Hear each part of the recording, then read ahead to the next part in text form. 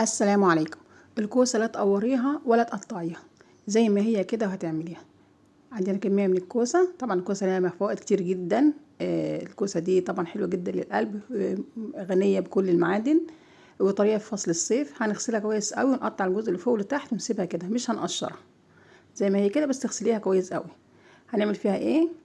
هنشوف مع بعض كده ان شاء الله. وصفة حلوة جدا وسهلة وبسيطة وتجديد في تقديم الكوسة عشان ما حدش يزهق من الكوسة.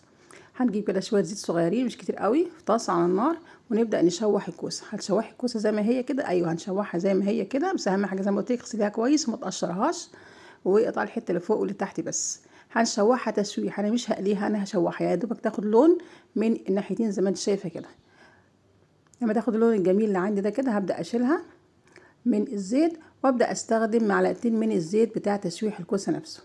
عندي هنا الحشوه بتاعتي لحمه معصجه، طبعا عارفين كده بنعصج اللحمه ازاي. انا ضفت لها هنا جزر مبشور، طبعا براحتك تقدري تغيري في الحشوه زي ما انت عايزه.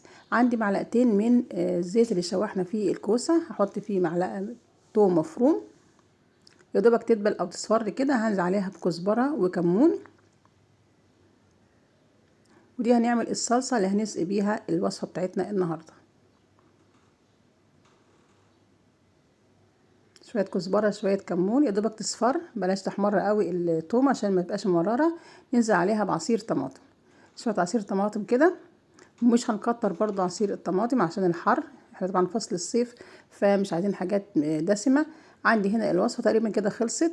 هتجيب بقى البايركس او الصينيه تحطيها في الفرن. هبدا افتح الكوسه زي ما انت شايفه، زي ما انت شايفه كده الكوسه معايا ما استوتش، هي دوبك خدت وش او اتشوحت من بره. هفتحها بالراحه كده وابدا احط الحشوه بتاعتنا فيها اللي هي اللحمه المعصجه، وانا ضفت عليها هنا جزر مبشور. تقدري تغيري في الحشو تعمليها فراخ صغيره، تقدري تعملي سجق بس تكون متقطع، المهم اي حشوه تحطيها بتكون مستويه. هتخلصي كل كميه الكوسه اللي عندك بالراحه كده، لان الكوسه زي ما قلت لك مش مستويه من جوه، لسه نيه، هي دوبك خدت تشويحه من بره او خدت تغليفه كده بالزيت من بره. الكميه بتاعتي عملناها كلها في البايركس او في الصينيه ادخلها الفرن. ابدا انزل بالصلصه اللي عندي. الصلصه طبعا سبتها تسبك شويه مش كتير، ونحط لها بقى التوابل بتاعتك، ملح فلفل اسود كمون، ممكن تحط لها سنه معلقه سكر صغيره كده. ننزل بقى بالصلصه الحلوه دي كده زي ما انت شايفه على وش الكوسه عشان تشربها كلها.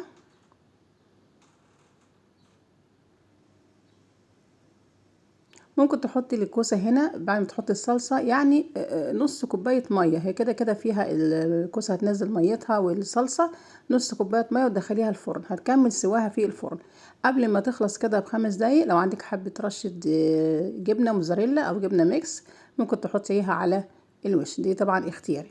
بيطلع عندك احلى طاجن كوسه باللحمه بطريقه مختلفه بطريقه جديده وسهل في عمايلها. وعلشان الولاد عندك ما يزهقوش من الكوسه بدل ما كل مره بنعملها بنفس الطريقه. ان شاء الله هنزلك في صندوق الوصف اشكال اشكال كتير جدا او وصفات كتير جدا للكوسه، هنزلها لك ان شاء الله في صندوق الوصف.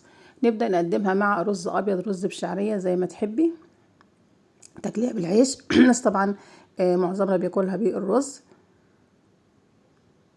وتغرفيها كده سخنه. شايفه الجبنه عليها، لو كميه جبنه اكتر كمان بتدي طعم احلى. وصفة سهلة وبسيطة وتنفع كمان في أي مناسبة، وتنفع في العزومات بجانب الأطباق التانية. نقدمها كده مع الرز. الكوسة استوت وكامل سوا في الفرن، فاحنا بنديها بس على في الزيت تشويحة بسيطة، مش بسويها في الزيت عشان انت عارفة الكوسة برضه بتاخدش سوا كتير. والصلصه كانت مظبوطه جدا عليها، مش كتير عشان الحر طبعا.